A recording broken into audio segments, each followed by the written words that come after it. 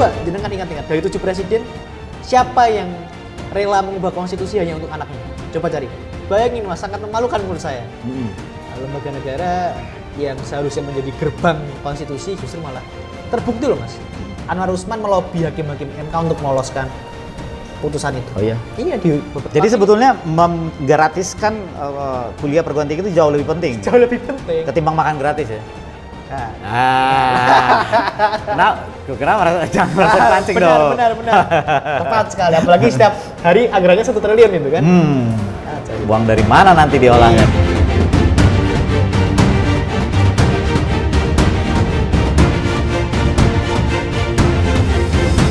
Jumpa lagi di podcast Gerak Gerik di channel Gerakan Aktivis 98 dengan saya Parto Bangun. Karena setiap ada gerakan pasti ada yang bergerik. Kali ini saya kedatangan tamu yang cukup istimewa. Badannya kecil, nyalinya besar. Bung Gilbran atau Gibran ya? Yang ada L-nya bang. Oh, Gilbran Muhammad Nur. Iya, Gibran. Selamat datang. Siap, selamat datang juga mas. Bung Gilbran, ngaco lagi. Nah, Gilbran Muhammad Nur ini adalah seorang ketua BEM UGM yang belakangan sempat kontroversial dengan penobatannya yang cukup bombastis, sempat membuat kisruh luar biasa nih. Mas Gilbran, penobatan Joko Widodo sebagai alumnus UGM yang paling menjijikan dan paling memalukan. Ini apa sih alasan Mas Gibran? Apa sih alasan kawan-kawan alumni mahasiswa UGM? Jadi mungkin sekaligus menjelaskan ya Mas ya. Kita memberikan gelar alumnus UGM paling memalukan kepada Pak Jokowi karena 3 hal Mas. Apa? Pertama soal karena apa yang telah beliau lakukan sepanjang 9 tahun kepemimpinan beliau adalah beliau membuat ambles demokrasi. Amblesnya demokrasi. Ambles demokrasi ya? Amblesnya demokrasi. Yang kedua, beliau meruntuhkan konstitusi. Kenapa kita bisa menyampaikan itu? Karena bukti bahwa hakim-hakim MK divonis bersalah melanggar etik itu sudah menjadi bukti konkret bahwa memang Pak Jokowi sebagai presiden memberikan intervensi kepada sang iparnya Anwar Usman. Kemudian yang ketiga, kenapa kita memberikan gelar alumnus UGM paling memalukan kepada beliau karena ya beliau sudah mengkokohkan politik dinasti, tapi dengan cara yang lebih mengerikan, dengan menerabas konstitusi. Oke. Itulah kenapa Mas kita memberikan gelar itu kepada beliau, terlebih beliau satu alma mater sama kami. Artinya apa? Saya dan teman-teman BEM UGM itu satu keluarga sama Pak Jokowi. Ya. Cuman bedanya kita sebagai adik. Dan apakah salah ketika sang adik melihat kakaknya berbuat salah? Kita mengingatkan beliau lah sebagai seorang adik. Kita sayang sama Pak Jokowi ini gitu sebagai kakak. Mas, ini apa yang Anda perbuat salah. Akan sangat jahat justru ketika kita sebagai adik malah diem-diem aja. Oke. Gitu Mas Parto. Kan banyak respon negatif nih dari publik, dari netizen, bahkan khususnya dari pendukung setia Jokowi. Itu bagaimana menghadapinya panjenengan umpatan pedas dan segala macamnya pasti baca dong.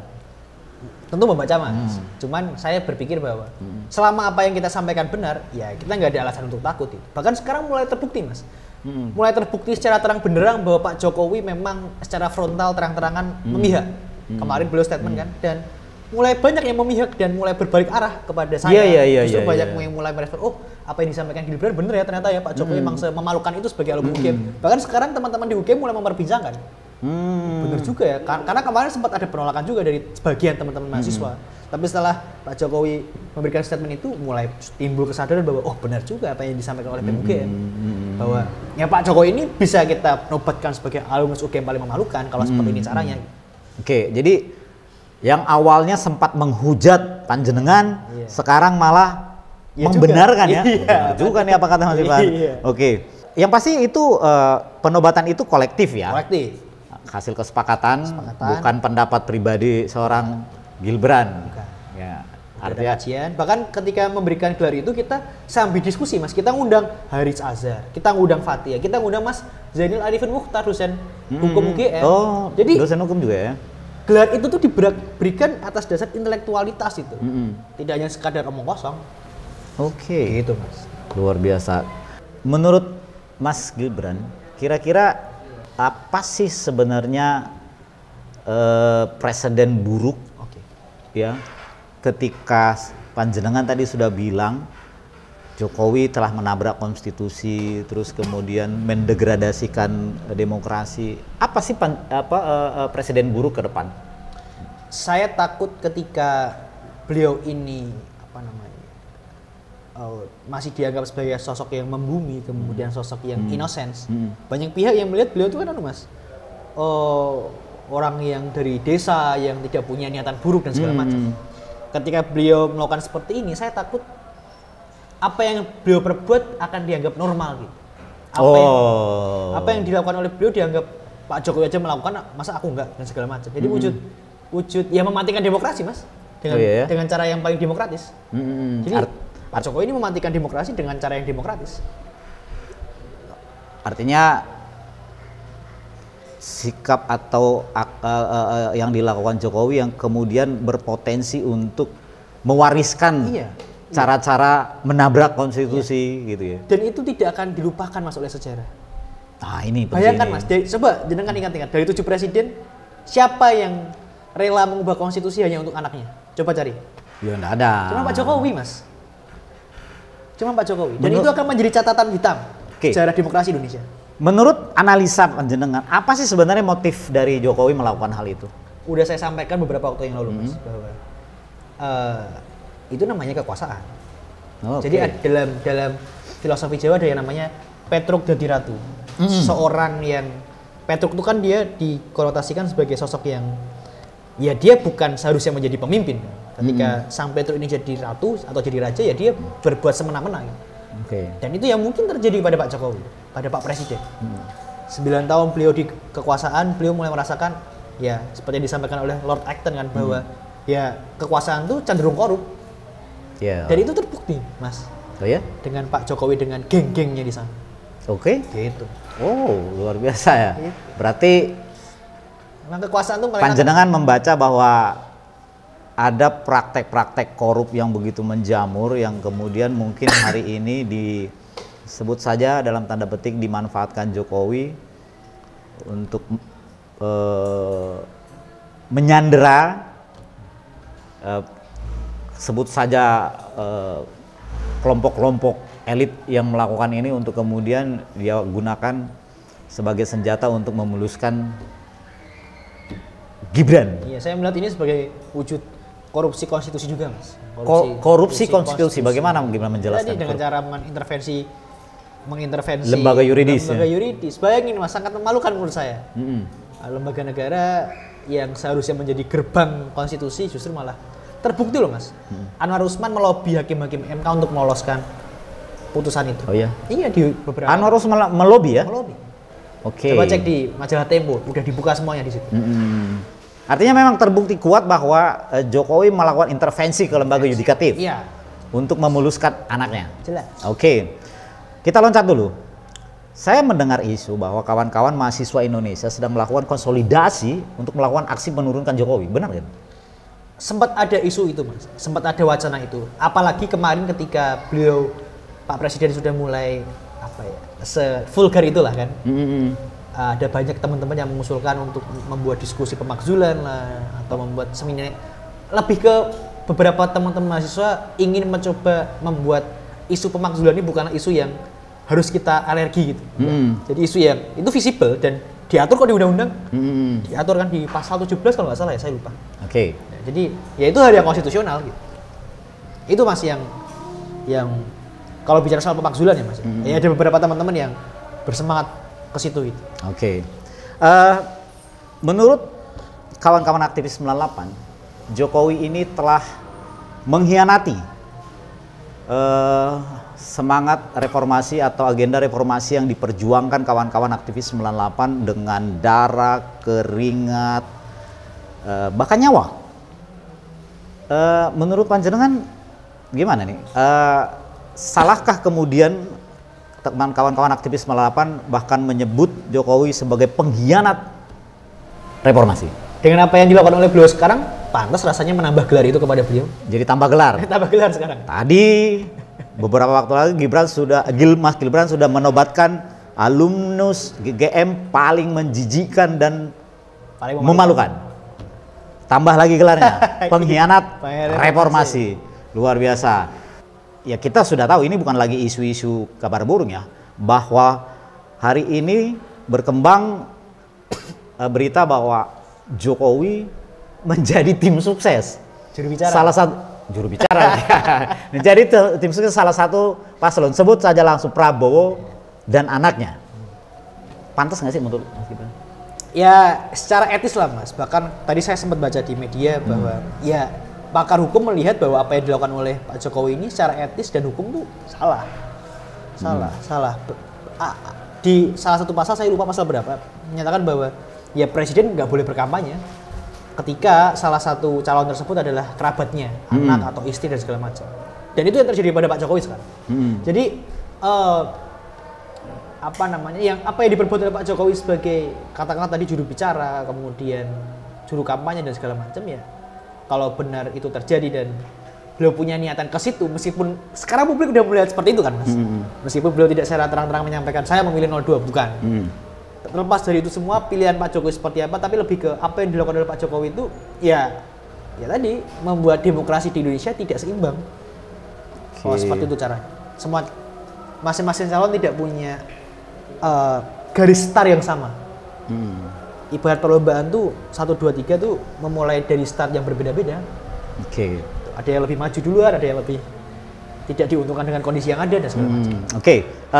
Fenomena yang terjadi di mana Jokowi bukan seakan nih, seolah-olah enggak lagi, sudah dipastikan menggunakan instrumen pemerintah baik dari tingkat pusat, tingkat 1, tingkat 2 dimanfaatkan untuk, atau ada intervensi juga tekanan untuk memenangkan Prabowo Gibran. Menurut panjenengan ini gimana? Itu terbukti sih Mas. Kemarin sempat saya baca juga di salah satu majalah disebutkan bahwa di salah satu provinsi di Jawa, salah satu provinsi di Pulau Jawa itu bahkan pihak kepolisiannya menyediakan kendaraan untuk mengantarkan calon relawan ke Senayan kalau nggak salah, ke GBK kalau nggak salah. Ke GBK. Acara desa bersatunya Mas Gibran dan Pak Prabowo gitu. Dan itu benar terjadi kan. Bahkan ada beberapa kepala desa yang diancam akan dipidanakan jika masih mendukung salah satu pasangan calon yang tidak dikehendaki oleh pihak aparat. Ada Mas. Oh ya? Dengan dalih ancamannya adalah lebih ke kalau misal jenengan atau Anda tidak mendukung pasangan ini, kasus soal dana desa saya usik, saya diangkat gitu. Oh gitu. Coba silakan teman-teman dan pemirsa bacalah di. Berarti upaya-upaya menyandra pun sampai ke tingkat pemerintahan paling desa ya, paling bawah ya. Diancam dengan nanti dana desa saya cek dan segala macam. Itu ada. Gila, sebegitunya. Nah, menurut Mas Gibran, kalau sekalipun mungkin Mas Gibran tidak mengalami sejarah masa Orde Baru, tentu Mas Gibran tidak buta literasi dong. Iya. Nah, praktek-praktek seperti ini terjadi di zaman rezim Orde Baru. Bagaimana menurut Mas? Saya menyebutnya sekarang rezim atau Orde paling baru, Mas. Orde paling baru. Oke, gimana? Karena ya meskipun tidak ada represivitas secara fisik, tapi ketakutan untuk bersuara itu muncul. Mas ngerasa nggak sih kita kalau ngomong takut-takutan kan sekarang? Kayak ngerasa, aduh, kena ITE nggak ya? Kena UITE nggak ya? Ya mungkin kawan-kawan yang lain ya. Maksudnya kawan-kawan kalau tanpa bermaksud overconfidence ya, kalau kawan-kawan di aktivis 98 sih hajar aja. Soeharto aja udah dihadapin, masa seorang Jokowi, iya nggak? Sepakat Mas, cuman tadi Mas, gimana? Nuansanya tuh mencekam gitu untuk bersuara. Bahkan kemarin Haris Azhar dan Fathia kan juga terkena isu yang sama soal hasil penelitian mereka berdua di di Intan Jaya di Papua soal adanya konsensus tambang yang dimiliki oleh Luhut. Itu adalah fakta gitu. Tapi kenapa dikriminalisasikan? Kemarin salah satu profesor di IPB, Pak Bambang Heru, yang dia justru dipidanakan karena menjadi saksi ahli, Mas. Menyampaikan fakta, dia dipidanakan oleh perusahaan perkebunan, Mas. Jadi sekarang orang akan semakin takut untuk bersuara. Apalagi sekarang tadi buzzer-buzzer itu semakin banyak, Mas. Saya membuat story soal Pak Jokowi, mengkritik Pak Jokowi. DM saya banyak tuh serangan-serangan. Akun-akun bodong tuh. Robot lah ya. Semacam itulah mas. Okay. Kamu tuh lulus lah dan segala macam. Belum lagi bicara soal apa namanya? Ya kita ibaratnya dibenturkan dengan horizontal sama masyarakat. Itu yang saya merasa kebebasan yang semu. Demokrasi yang ada di Indonesia mungkin secara legal formil berjalan dengan baik, tapi secara praktik belum bisa mencapai tahapan yang baik. Kemarin juga saya podcast dengan Melki juga banyak bercerita, termasuk bagaimana kemudian keluarganya coba diintimidasi. Ya. Mas Gibran mengalami hal yang sama nggak? Iya mas, tapi ini unik nih ceritanya. Nah, bagaimana coba cerita? Latarnya ada dua tempat ya mas. Pertama di fakultas saya. Jadi beberapa hari setelah saya memberikan gelar alumnus kami ya BMKM UGM memberikan gelar alumnus UGM paling memalukan kepada Pak Jokowi, Fakultas Peternakan UGM itu didatangi oleh oknum yang mengaku intelijen. Intel kok ngaku sih? Nah itu mas, saya juga bingung juga. Beliau mendatangi bagian akademik dan memintai CV dan biodata saya. Cuman dari fakultas menolak karena apa? Mereka nggak punya surat tugas. Iya. Akhirnya mereka diusir. Ada lagi kemarin pas di rumah ya mas ya. Karena selepas kejadian itu saya rutin menelpon orang rumah mas. Saya khawatir apa yang terjadi kepada Melki terjadi juga di keluarga saya gitu. Dan itu benar terjadi mas. Jadi beberapa hari setelah saya bikin diskusi BMKM UGM bikin diskusi di Jogja, ada oknum intelijen kepolisian yang mendatangi rumah Pak RT saya. Pak RT? Pak RT. Tujuannya untuk meminta Pak RT mempertemukan mereka dengan keluarga jenengan. Cuman dari Pak RT apa respon Pak RT? Justru malah menghadang agar tidak bertemu dengan keluarga saya. Alasannya ya, nggak usah mas, nggak usah ketemu sama Pak Nur Cipto. Pak Nur Cipto itu ayah saya. Nggak usah ketemu sama Pak Nur, ketemu sama saya aja gitu. Setelah berhasil diusir, Pak RT ini nemui ayah saya. Mas, ini tadi saya ditemui oknum yang mengaku dari kepolisian. Mau menemui jenengan untuk ya nanya-nanyain dan segala macam. Tapi saya usir mas karena ya Gibran harus dijaga gitu. Jadi kalau dianggap intimidasi, saya rasa itu intimidasi yang gagal mas. Karena gagal? Tujuan intimidasi kan untuk menakut-nakuti mas. Tapi saya sampai sekarang tidak merasa takut. Jadi intimidasi itu tidak mencapai tujuan gitu. Jadi harus tetap sikat lah mas. Jangan dilihat badannya kecil, nyalinya dong, ya kan? Kita coba membahas soal sosok. Menurut Mas Gibran, sosok seperti apa sih calon presiden yang layak memimpin negeri ini menggantikan perjalanan rezim Jokowi yang kita anggap buruk? Harus bisa menjaga demokrasi, mas. Harus bisa menjaga demokrasi dan sederhana, mas. Ingat aja tujuan negara ini berdiri apa tujuannya? Melindungi tumpah darah bangsa Indonesia, mencerdaskan kehidupan bangsa. Itu aja gitu. Sesimpel itu? Sesimpel itu gitu. Tujuan negara berdiri. Gitu. Dan itu adalah tugas presiden sebagai penanggung jawab negara, sebagai kepala negara dan kepala pemerintahan. Itu aja. Nggak usah neko-neko lah. Nggak usah neko-neko pindah ibu kota lah. Nggak usah neko-neko bikin jalan tol banyak lah. Nggak usah neko-neko bikin apapun yang kurang bermanfaat. Tujuannya itu aja gitu. Mengacu pada tujuan negara ini berdiri aja gitu. Bagaimana menurut pandangan Mas Gibran kalau kita kan melihat atau mungkin publik meyakini Jokowi dengan membangun infrastruktur kemudian itu menjadi legasi yang sukses. Tapi kemudian dia lupa membangun sumber daya manusia. Menurut Mas Gibran, sosok seperti apa yang kemudian dan bagaimana untuk membangun sumber daya manusia? Apalagi pandangan Mas Gibran dari seorang mahasiswa nih ya. Tadi saya kurang sepakat dengan prestasi Pak Jokowi yang sukses di bidang infrastruktur. Itu tuh. Apa yang disampaikan oleh Pak Jokowi bahwa beliau itu sukses di bidang infrastruktur itu masih bisa dipertanyakan, mas. Beliau bisa membangun jalan tol 2.800 km. Padahal 80% angkutan logistik kita itu nggak lewat jalan tol, mas. Jadi apa yang dibikin oleh beliau itu percuma gitu. 80% angkutan logistik darat kita itu nggak lewat jalan tol. Tidak bermanfaat. Kenapa? Karena mahal. Jadi apakah pembangunan infrastruktur yang dilakukan oleh Pak Jokowi sebagai prestasi? Ya, menurut saya belum, karena justru membuat utang negara semakin banyak dan beban negara makin banyak. Itu yang pertama. Yang kedua soal pembangunan SDM ya, mas. Saya sepakat bahwa pembangunan SDM, pembangunan yang perlu dinomorsatukan. Bagaimana cara konkretnya? Perlebar inklusivitas pendidikan. Oke. Sejahterakan guru. Itu aja mas, itu aja.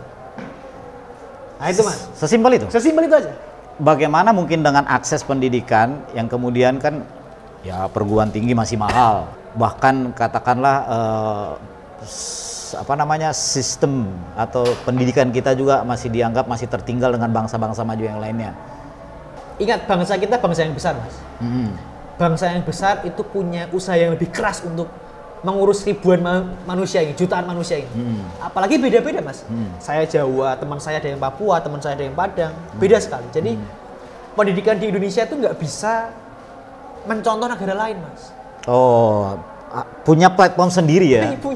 punya marwahnya sendiri, nggak bisa. Nggak bisa, dia harus punya value-nya sendiri. Kita nggak bisa mencontoh Barat, kita nggak bisa mencontoh Timur karena ya Nusantara ini barang beda mas, nih barang ini punya wujud yang berbeda. Jadi kalau tadi mas bilang buru-buru mas bahas soal inklusivitas pendidikan kalau biayanya masih tepat sekali mas.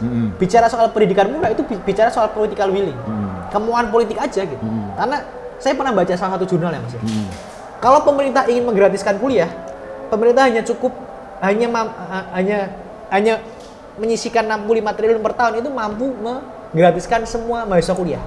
65 triliun. Anggaran APBN kita berapa? Ribuan triliun, Mas. Masa nggak bisa menyisikan 65 triliun? Iya, Mas. Itu yang jadi, ini bukan soal mahal lah, kemudian nggak ada dana, bukan. Jadi sebetulnya menggratiskan kuliah perguruan tinggi itu jauh lebih penting. Jauh lebih penting. Ketimbang makan gratis ya. Kenapa jangan merasa pancing dong. Benar. Tepat sekali. Apalagi setiap hari anggarannya 1 triliun itu kan. Uang dari mana nanti diolahnya nih? Gitu mas. Oke. Kita balik ke bahas ke pesta demokrasi yang kebetulan akan dekat ini. Ya. Kebetulan nih 4 sosok yang mencalonkan dari 6 ini, ya kan? Alumni UGM. Oh iya. Ada nilai-nilai yang kebanggaan tersendiri nggak menurut Mas Gibran sebagai mahasiswa UGM? Kan saya sering ngobrol sama Melki ya mas ya, Melki BMUI.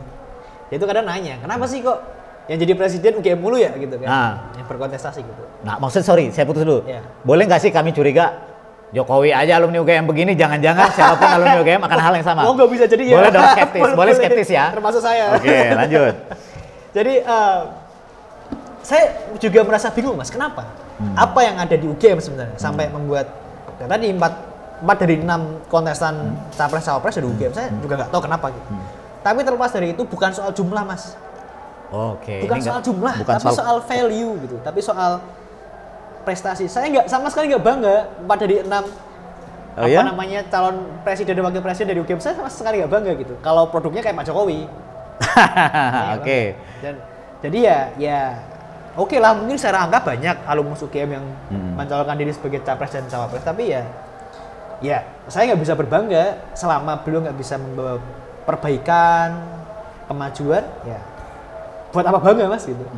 Justru akan semakin mencoret nama alumni gitu. Setelah kejadian Pak Jokowi kemarin, masa mau ditambahin lagi kan ya, makin pusing nih kepala kan. Masa nambah gelar baru mas?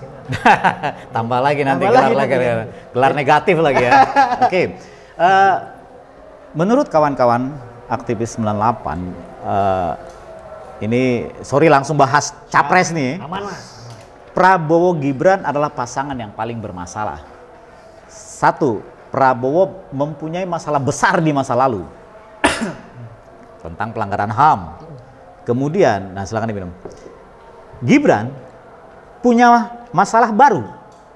Masalah baru sekarang dan masalah yang akan mungkin dia wariskan dalam catatan sejarah. Bagaimana menurut Mas Gibran? Pertama jelas mas, masing-masing calon punya plus minus jelas, punya dosanya masing-masing jelas. Cuman memang yang sangat perlu disoroti memang 02 ya mas. Mas Gibran dan Pak Prabowo. Kenapa? Sepakat dengan apa yang disampaikan Mas Parto tadi bahwa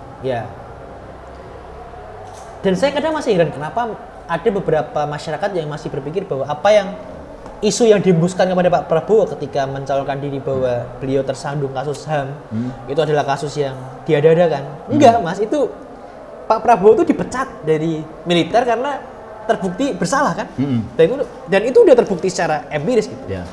Mas Gibran juga cukup bermasalah gitu. Bahkan sampai Tempo mengecap, ya ini Tempo ya, saya menyadari apa yang disampaikan Tempo bahwa ya Pak Prabowo ini produk gagal reformasi. Prabowo produk gagal reformasi. Produk gagal reformasi disandingkan dengan anak haram konstitusi. Gibran. Anak haram konstitusi. Ini udah pasangan top lah. Top ya. Top paling bermasalah ya. Top lah. Dalam tanda petik. Oke. Gitu. Kemarin beberapa hari lalu itu dalam gelaran debat Cawapres yang digelar oleh KPU. Ya. Ini ada beberapa kejadian yang kemudian cukup kontroversial juga nih terkait katakanlah etika. Di mana di debat tersebut Gibran melakukan gimmick. Jenengan sebut gimmick ya. Saya menyebutnya ya katakanlah perlakuan tidak menghormati orang tua. Benar. Ya kan? Ini kan saingannya ini kan profesor, cukup sepuh. Ya Caimin juga cukup senior di dunia politik kan gitu. Sementara Gibran kan newcomer nih. Ya kan? Menurut Mas Gibran, gimana sih sikap yang dia lakukan itu terhadap, apalagi nih satu ada nih act out, tahu act out nggak? Itu act out itu sebuah gerakan yang dilakukan secara gestur yang biasanya dilakukan oleh stand up comedian. Oke. Ya kan? Ketika menanggapi jawaban dari Prof Mahfud yang dia nyari-nyari jawaban sampai ke kolong. Itu terkait norma-norma itu bagaimana menurut Saya percaya bahwa orang yang kebanyakan gimmick itu adalah usaha dia untuk menutupi substansi yang ada. Dia merasa nggak pede dengan substansi yang dia bawa, ya dia harus menonjolkan sisi yang lain, gimmicknya gitu, agar substansi yang kosong ini ketutupan, Mas. Oke. Itu aja, Mas. Jadi monggo silakan kalau dilihatlah substansi dari masing-masing pasangan calon. Kalau terlalu banyak gimmick kayak tadi misal bikin gestur yang kurang mengenakan, coba lihat substansinya. Saya yakin akan lebih kosong daripada calon yang lain. Oke, itu upaya menutupi substansi atau kekosongan atau ketidakmampuan Gibran menguasai materi. Tapi saya mau agak menjurus sedikit soal sikap nih. Ini bicara kita kultur adab kita gitu loh. Coba pandangan Gibran. Ini lucu nih, padahal ayah beliau menegur saya, Mas.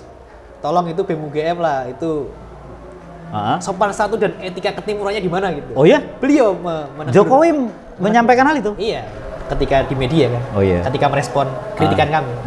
Nah sekarang saya bertanya, siapa yang tidak punya etika sekarang? Oke. Kami BEM UGM atau Pak Jokowi dan keluarganya sekarang? Ah, monggo silakan dijawab oleh pemirsa. Oke, pertanyaan pamungkas mungkin. Bagaimana menurut Pak Mas Gibran terkait hari ini Jokowi sudah disimpulkan oleh publik sedang membangun dinasti politik? Ini ada pertanyaan yang muncul ketika saya mengkritik soal dinasti politiknya Pak Jokowi. Kenapa Gibran nggak mengkritik dinasti politik yang lain? Saya sampaikan bahwa ya tentu kita akan mengkritik politik dinasti yang lain. Cuman politik dinasti yang coba dibangun Pak Jokowi ini sangat berbahaya, Mas. Berbahayanya bagaimana? Ya. Beliau secara terbukti menggunakan kekuasaan beliau untuk mengintervensi kan MK. Oke. Itu kan wujud selain menegakkan politik dinasti, beliau juga meruntuhkan konstitusi, Mas, di waktu yang bersamaan. Dan itu saya rasa tidak ada politik dinasti lain di Indonesia yang sampai seberingas itu gitu. Beringas ya? Beringas. Wah, ngeri.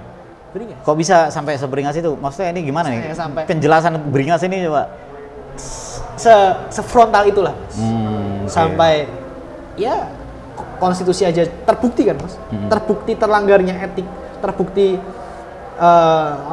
banyak hakim MK yang divonis melanggar etik oleh MK itu kan udah jadi bukti, Mas. Udah jadi lampu hijau bagi kami masyarakat sipil melihat Pak Jokowi ini memang memberikan intervensi lewat Anwar Usman. Oke, tidak cuma itu maksud saya. Terkait politik dinasti ini bukan cuma bagaimana Jokowi membangun karpet merah untuk memuluskan anaknya. Tapi soal menantunya jadi wali kota Medan, Gibran sebelumnya di Solo 1, jangan-jangan 2034 atau 44 Janetes lagi dicalonkan. Nah, maksud saya gini, apa presiden buruk kemudian menurut Mas Gibran jika dinasti ini benar-benar berdiri? Ini akan membahayakan eksistensi partai politik, Mas. Oh, kenapa? Karena gini, secara ideal fungsi partai politik adalah mengkader calon pemimpin bangsa. Bagaimana mungkin partai bisa menghasilkan calon pemimpin bangsa kalau ketua partainya aja dilantik 2 hari setelah dia dapat KTA? Ya, Siapa ini tuh? Partai apa tuh? Partai Solidaritas Instan. 2 kali 24 jam mendapatkan Iya, KTA, langsung ketum. melesat menjadi ketum. Terus, Nah coba, itulah gimana yang Pan? menjadi ketakutan saya, Mas. Hadirnya politik dinasti Pak Jokowi ini akan meruntuhkan fungsi ideal dari partai politik. Ya, kita nggak perlu masuk ke partai tertentu untuk mengkader kita sebagai seorang calon pemimpin bangsa. Cukup jadi anak presiden aja kita udah jadi calon pemimpin bangsa. Itu yang membuat saya takut, Mas, khawatir gitu. Akan hilang betul demokrasi di Indonesia kalau seperti itu jadinya. Jadi kerajaan ya? Jadi kerajaan, apa bedanya sama feudalisme gitu? Oke. Apa bedanya gitu? Sorry ya kalau, mohon maaf nih, tadi kemarin sempat ramai juga Adi Armando mengkritik gerakan kita di Jogja bahwa kenapa nggak mengkritik Sang Sultan? Ini 2 konteks yang berbeda. Sang Sultan menjadi gubernur DIY itu karena sesuai dengan konstitusi. Konstitusi gitu. ya. Sedangkan politik dinasti Pak Jokowi terbangun karena merusak konstitusi, 2 hal yang berbeda. Oke. Nah itu yang merekayasa konstitusi ya. iya, itu yang membuat saya merasa perlu untuk bergerak bersama. Ya, jangan juga kemudian praktek politik dinasti ini menutup Mas Gibran dan kawan-kawan menjadi calon pemimpin kemudian nanti. Mungkin teman-teman yang lain juga punya niatan yang bijak kan, Mas. Oh iya dong, kan semua kesempatan kita generasi muda harusnya punya kesempatan besar untuk berkarir juga di politik kan gitu. Bagaimana kemudian kita punya kapasitas, sudah terkader di kampus, mengurus organisasi, menjadi organisator, masa kita harus dagang martabak dulu? Tips and trik cepet di cawapres tuh. Oke, diskusi yang cukup menarik. Makasih Mas Gibran, luar biasa. Mas Parto. Cukup seru, tapi kemudian karena waktu yang terbatas kita harus mengakhiri. Tapi sebelum berakhir, saya mohon dulu closing statement Mas Gibran terkait pandangan Mas Gibran soal pesta demokrasi yang kemungkinan tidak sehat ini. Ya meskipun ada banyak keskeptisan, kepesimismean gitu kan. Pesimisme yang besar gitu. Cuman kita sebagai anak muda terutama ya perlu untuk percaya bahwa pemilu ini adalah ajang titik balik bangsa gitu. Pemilu ini ajang untuk cara paling konstitusional untuk melengsarkan suatu rezim itu ya pemilu. Dan ingat 2024 anak muda punya makna yang luar biasa. Jangan sampai anak muda dipolitisasi, dijadikan objek doang. 2024 pastikan jangan cuma memilih tapi juga memilah. Memilah ya? Memilah, beda. Memilih sama memilah itu beda. Memilih kan cuma nyoblos doang. Tapi kalau memilah itu memisahkan antara calon kontestan politik yang tidak bisa membawakan jawaban atas permasalahan yang ada dengan calon kontestan politik yang bisa membawa ide dan gagasan gitu. Kita harus bisa memilah mana yang kita pilih, mana yang kita tolak. Itu fungsinya memilah. Dan itu tadi 2024 jangan sampai kita cuma memilih, tapi kita juga harus memilah. Berarti kan memilih, berangkat ke TPS, memilah mana yang pantas. Mana yang pantas. Oke, tapi nggak merasa ya bahwa sosok Gibran adalah perwakilan representasi anak muda? Ya mana maulah Mas anak muda merusak konstitusi untuk. Oke, luar biasa. Terima kasih Mas Gibran. Kita akhiri podcast Gerak-Gerik kali ini. Jangan lupa subscribe, like, share, komen. Terima kasih.